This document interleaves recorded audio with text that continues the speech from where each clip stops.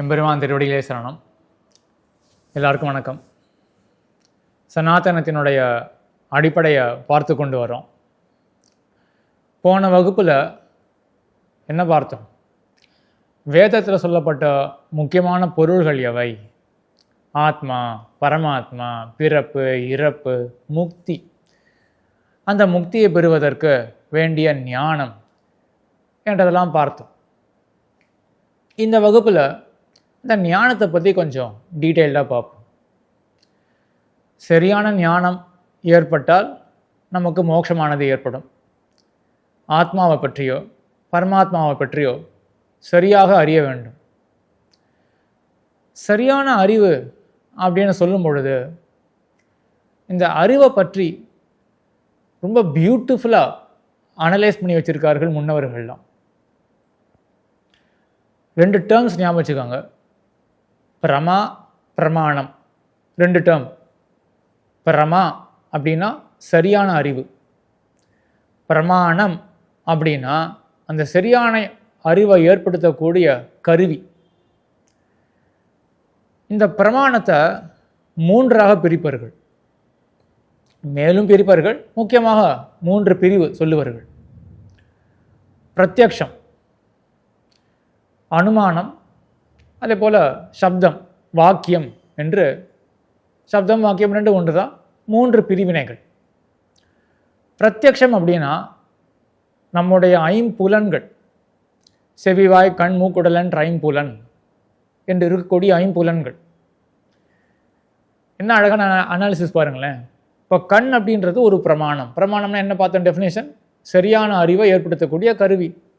இப்போ எதிரில் ஒரு பொருள் இருக்குது அப்படின்னு எனக்கு தெரிதல் ஏற்பட்டால் அது சரியான அறிவு தானே. அந்த அறிவை பெற்றுக் கொடுத்த கருவி என்ன? என்னுடைய கண். கண் இல்லாமல் போனால் கூட தொட்டு பார்த்து ஒரு பொருளை தெரிஞ்சு போக மாட்டோமா? அப்போ தொட்டு பார்த்து தெரிந்து கொள்கிறோம் இல்லையா? தெரிதல், புரிதல், அறிவு எல்லாம் ஒன்று தானே. அப்போ அந்த அறிவு எப்படி ஏற்பட்டது? தொடு உணர்ச்சி, இப்படிப்பட்ட ஒரு உடல் அப்படின்ற புலனால் ஏற்பட்டது.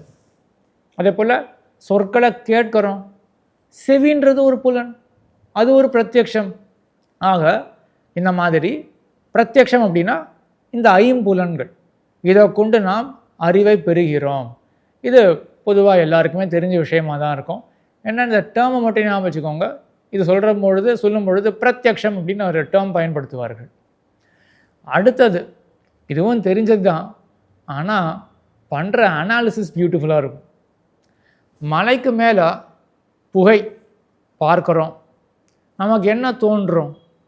உள்ள நெருப்பு இருக்குது அப்படின்றது தோன்றும். கண்டிப்பாக எல்லாருக்கும் தோன்றும். ஆனால் இப்போ யோசிச்சு பாருங்க, நெருப்பு உள்ளே இருக்குது அப்படின்ற அறிவு ஏற்பட்டது. சரியான அறிவு தானே அது. சரியான அறிவுக்கு என்ன டேர்ம் பார்த்தோம்? பிரமா அப்படின்னு பார்த்தோம் இல்லையா? அப்போ இது பிரமா தான், சரியான அறிவு ஏற்பட்டிருக்கு. ஆனால் கண்ணுக்கும் உள்ளே இருக்கக்கூடிய நெருப்புக்கும் தொடர்பே கிடையாது. அப்போ எப்படி இந்த அறிவு ஏற்பட்டது? எல்லாருமே சிந்தித்து பார்க்க வேண்டிய விஷயம் அது. புகையை பார்த்தேன், உள்ள நெருப்பு இருக்கு அப்படின்ற சரியான அறிவு எனக்கு ஏற்பட்டது. ஒரு கால் அந்த முகட்டின் மேல் நான் ஏறி அதற்கப்புறம் முகத்தை கவிழ்த்தி கீழே நெருப்பை பார்க்குறேன் அப்படின்னு வச்சுப்போமே, உள்ளே நெருப்பு இருக்கிறது அப்படின்ற அறிவு எனக்கு ஏற்படுமா? எப்படி ஏற்பட்டது? என் கண்ணுக்கும் அந்த பொருளுக்கும் கான்டாக்ட் ஏற்பட்டிருக்கு. ஆகையினால உள்ள அங்கே நெருப்பு இருக்குது அப்படின்றத புரிதல் நாம் அடைவோம். இப்போ அந்த கான்டாக்டே இல்லையே, எப்படி அறிந்து கொண்டோம்? ஆனால் எல்லாருக்கும் தெரியும், நம்ம அறிவோம், நெருப்பு அங்கே இருக்குது அப்படின்றது எல்லாருக்குமே அறியும் வண்ணமாக தான் இருக்குன்றது எல்லாருக்குமே உணரக்கூடியது தான். இன்னொரு ஆங்கிளையும் யோசிச்சு பாருங்களேன். ஒரு குழந்தை இருக்குது, அந்த குழந்தை மலை முகட்டின் மேல் புகையை பார்க்கிறது. அது கண் கொண்டு புகையை காணும், ஆனால் அதுக்கு என்ன அறிவு ஏற்படாது? உள்ள நெருப்பு இருக்குன்ற அறிவு குழந்தைக்கு ஏற்படாது. அப்போ அந்த ஆங்கிளையும் யோசிக்கணும். அப்போ எப்படி நாம் உள்ளே நெருப்பு இருக்குது அப்படின்ற அறிவை பெற்றோம் என்றால், இந்த அனாலிசிஸை பற்றி அனுமானம், ஊகம் அப்படின்னு கேள்விப்படுறோம் இல்லையா? இன்ஃபெரன்ஸ், இதை பற்றி பல புஸ்தகங்கள் எழுதி வச்சிருக்கார்கள். நம்ம இப்போது ரொம்ப சுருக்கமாக 2 நிமிஷத்தில் நம்மளுடைய தாட் ப்ராசஸ் என்ன, நெருப்பு இருக்குது அப்படின்னு நாம் தெரிவதற்கு முன்பு புகையை கண்ட பிறகு உள்ளே நெருப்பு இருக்குது அப்படின்னு தெரிவதற்கு முன்பு நம் மனதில் ஓடக்கூடிய தாட் ப்ராசஸ் என்ன அப்படின்றத அவர்கள் அனலைஸ் பண்ணி வச்சதை சற்றே சுருக்கமாக சொல்லுகிறேன். என்ன நடந்திருக்கு என்றால், பல இடங்களில் நாம் நெருப்பையும் புகையும் சேர்த்தே பார்த்துள்ளோம். பல இடங்களில் பார்த்ததுனால நமக்கு என்ன அறிவு ஏற்பட்டிருக்குன்னா, புகையானது நெருப்பை விட்டு பிரியாது அப்படின்ற எண்ணம் நமக்கு ஏற்பட்டிருக்கு. பல இடங்களில் புகை நெருப்பையும் சேர்த்து பார்த்துருக்கோம். அதே போல் கூட மற்றொன்றையும் சேர்த்து கொள்ளுங்கள். எந்த ஒரு இடத்திலும் புகை இருக்கு, ஆனால் நெருப்பு இல்லை, நெருப்பு இல்லாமலே புகை இருக்கு அப்படின்ற ஒரு இடம் கூட நம்ம பார்க்கல. ரெண்டுத்தையும் ஞாபகம் வச்சுக்கோங்க. பல இடங்களில் நெருப்பு புகை ரெண்டுத்தையும் சேர்த்தே பார்த்துருக்கோம். ஒரு இடத்துல கூட என்ன பார்க்கல அப்படின்னா, நெருப்பு இல்லாமலே புகை இருக்கு அப்படின்றத பார்க்கல. இப்போ இந்த சிச்சுவேஷன் எல்லாம் அனலைஸ் பண்ணி நம்ம மனசுக்கு என்ன ஒரு தோற்றம் ஏற்பட்டிருக்கு அப்படின்னா, நெருப்பை விட்டு பிரியாதது புகை அப்படின்னு ஒரு எண்ணம் நமக்கு ஏற்பட்டிருக்கு. நெருப்பை விட்டு பிரியாதது புகை. இப்போ இந்த எண்ணம் இது நமக்கு இருக்கிறபடியினால இப்போ அந்த எரிமலையின் மேல் நாம் புகையை காண்கிறோம். இப்போ அந்த புகையை பார்த்ததுனால அந்த புகையினுடைய தன்மை, முன்பே நாம் அறிந்து வைத்த தன்மை என்ன தன்மை? நெருப்பை விட்டு பிரியாதது புகை அப்படின்ற அந்த தன்மை நமக்கு இப்போ ஞாபகம் வருது.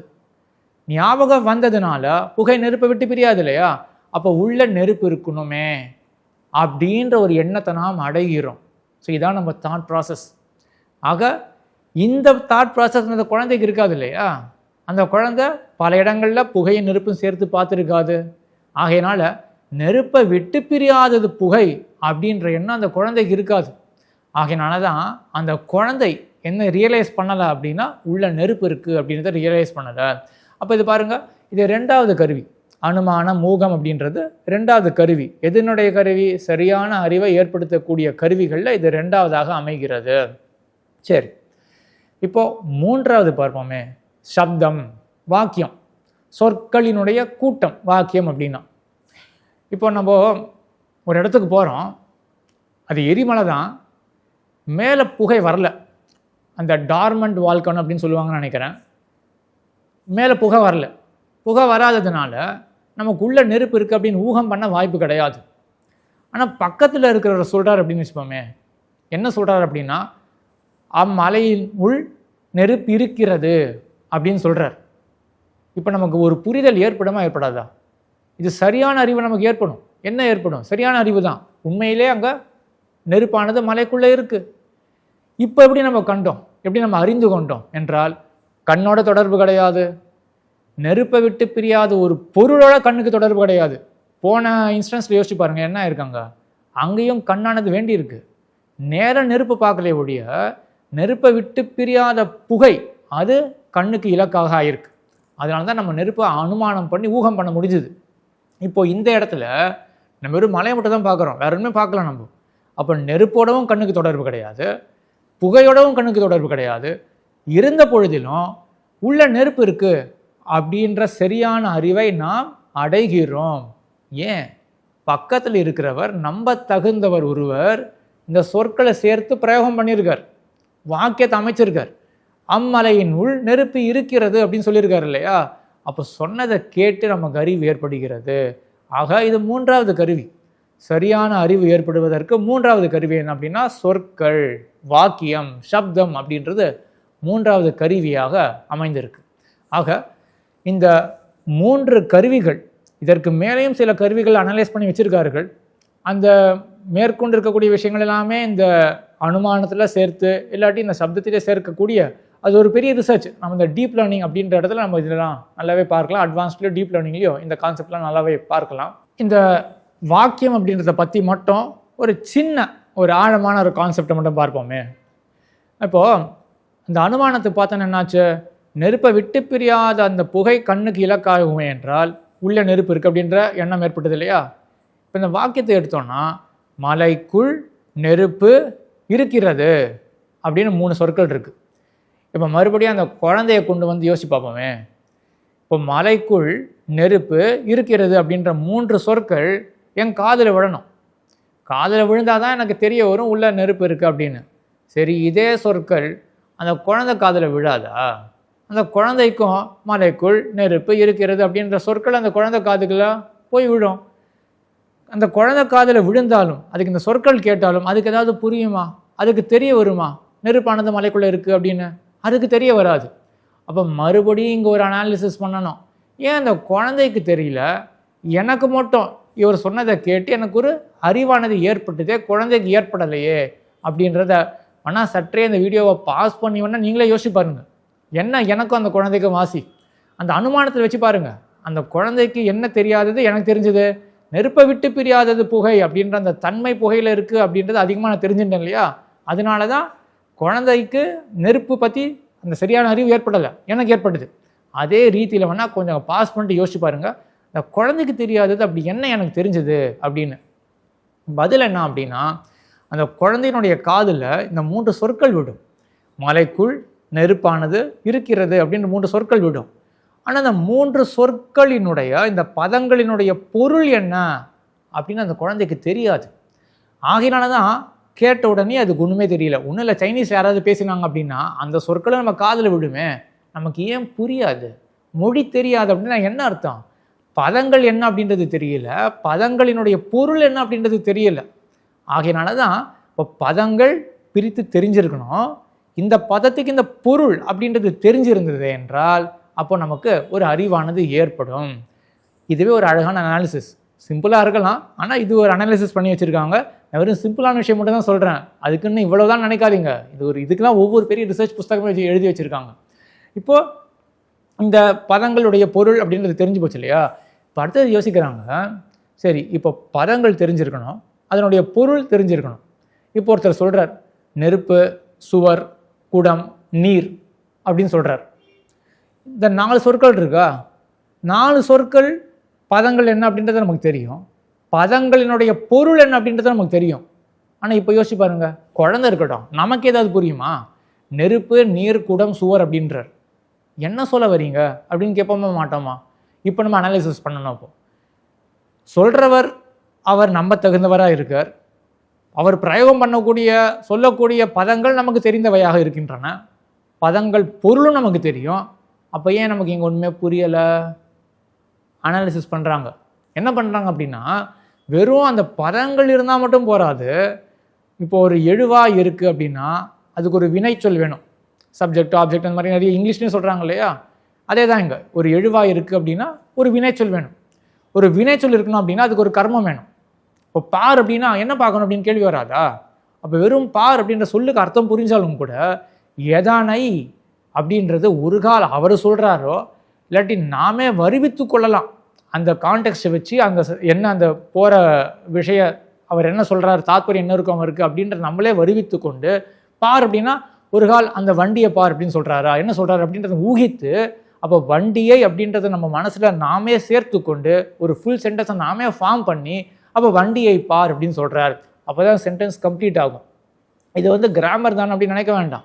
இது என்ன ஒரு கிராமர் அப்படின்னு இருந்தாலே எழுவா இருக்கணும், பயனில இருக்கணும், வினைச்சொல் இருக்கணும், அதுதானே சொல்கிறீங்க அப்படின்னு இது கிராமர்னு தோணலாம் நமக்கு.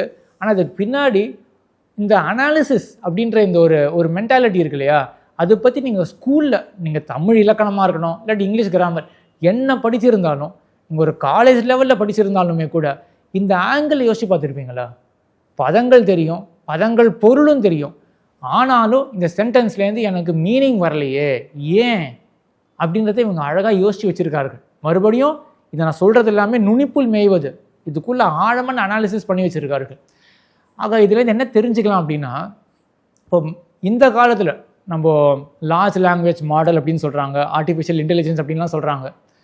அடுத்த வேர்டை ப்ரெடிக்ட் பண்ணுறது அப்படின்னு ஒரு பெரிய பெரிய மாடல்லாம் போடுறாங்க. அந்த மாதிரி யோசிக்கக்கூடியவர்களுக்கெல்லாம் இது ஒரு லேட்ரல் திங்கிங்கை கொடுக்கும். இப்போ இதை வச்சே நான் ஆர்டிஃபிஷியல் இன்டெலிஜென்ஸை பில்ட் பண்ண முடியும் அப்படின்லாம் சொல்லவே வரல. ஆனால் இதை படித்தவங்க அவங்க ஒரு கால் பெரிய ஒரு கம்ப்யூட்டர் இன்ஜினியராக இருந்தாங்க அப்படின்னு வச்சுப்போங்களேன். இப்போது அந்த ஆர்டிஃபிஷியல் இன்டெலிஜென்ஸை நடக்கக்கூடியது எல்லாமே ஹியூமன் பிரெயின் எப்படி வேலை செய்கிறது, அதை நம்ம எப்படி மீக் பண்ணலாம், அது எப்படி நம்ம வந்து அதை அனுசரித்து எப்படி நம்ம பண்ணலாம் அப்படின்றத அவங்க பார்த்துட்டு இருக்காங்க.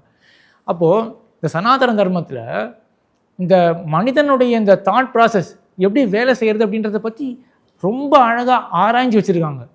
அதை நம்ம பயன்படுத்தி கொண்டோமே என்றால் இந்த உலகத்திலையும் நல்ல அமைதியாக வாழ முடியும்.